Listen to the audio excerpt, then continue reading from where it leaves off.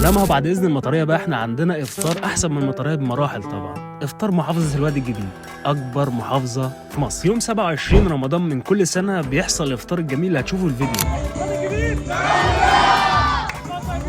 اتحركنا على الساعة 5:30 كده واتأخرنا جدا، والحمد لله إن احنا لحقنا نصور أي حاجة في اليوم. المطرية أحسن مننا في إيه؟ ولا حاجة صح؟ فوق. يلا بينا؟ يلا.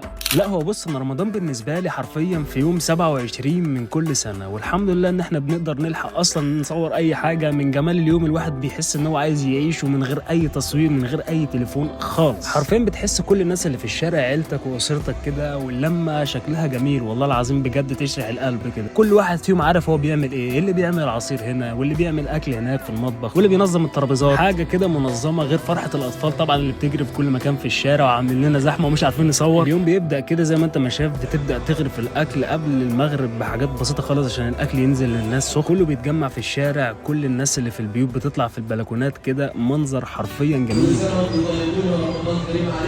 ده بقى شكل الترابيزات كده، بتبقى بطول الشارع زي ما انت ما شايف. اليوم ده بنبقى 3 أو 4 بيصوروا، ويا ريت بنقدر نغطي اليوم. الله ينور يا برنس. عليك يا اخويا.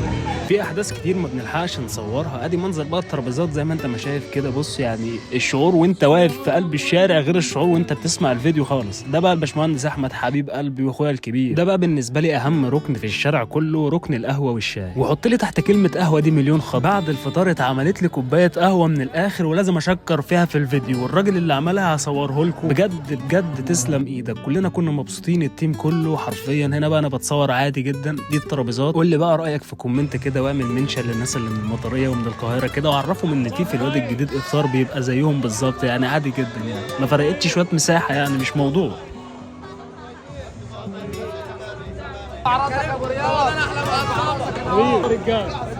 احلى زين يا عم.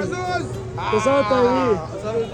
اجمل ناس واجمل عيله، وربنا ما يقطع لنا عاده خالص. وكل سنه نعمل لكم فيديو جميل زي ده، وان شاء الله كل سنه اجمل من الثانيه باذن الله. ده هنا بقى توزيع الميه، ميه معدنيه والله يا جدعان. كل حاجه كانت بتتوزع بكل حب، وشكرا للناس اللي كانت قايمه بالواجب الجميل ده اللي اتعمل معانا. كلنا كنا ماشيين ومبسوطين جدا بالاجواء وبالناس الجميله، وكل سنه بنكتسب معارف اكتر واكتر. هنا بقى المغرب اذن وبدانا نفطر بلح وميه وعصاير، كل حاجه انت عايزها تلاقيها في المكان. والضحى والليل إذا سجى ما ودعك ربك وما قلى وللآخرة خير لك. صلينا المغرب وبداوا ينزلوا بقى الوجبات للناس اللي اتعملت قبل المغرب بحاجات بسيطه عشان ينزل سخن طبعا زي ما انتم شايفين كده. كميه تعاون، حاجه بسم الله ما شاء الله، الله اكبر يعني.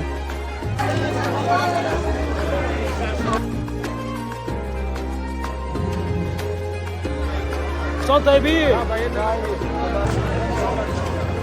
الترابيزه دي بالذات بقى اكتر حاجه تعبتنا في التصوير، مش عارفين نجيبها من اليمين ولا الشمال. بسم الله ما شاء الله ياخد 10 من 10. كل سنه وكل الناس اللي بتشوف الفيديو طيبين وبخير، وربنا ما يقطع علينا عاده كل سنه باذن الله. ده الراجل اللي عمل لي القهوه، وكل سنه وانت طيب يا عم، الله ينور عليك. صوت طيبين.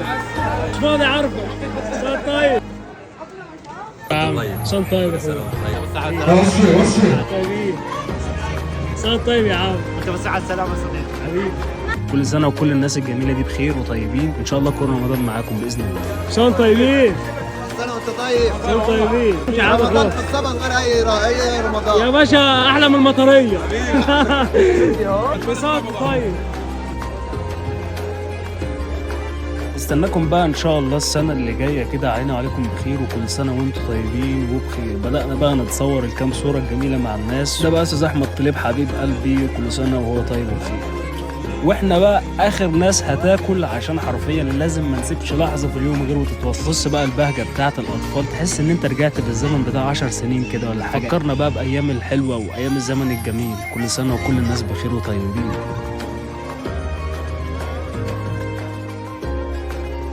كلنا وشربنا كوبايه القهوه التمام، وبدانا نتصور مع كل الحبايب ونودعهم بقى في اليوم الجميل ده. كل سنه وانتم طيبين. ربنا يديم اللمه وما يقطعها عاده ابدا، وكل سنه مع بعض باذن الله. وبكده نكون وصلنا لنهايه الفيديو. كل سنه وانتم طيبين وبخير. اشوفكم في فيديو جديد. سلام.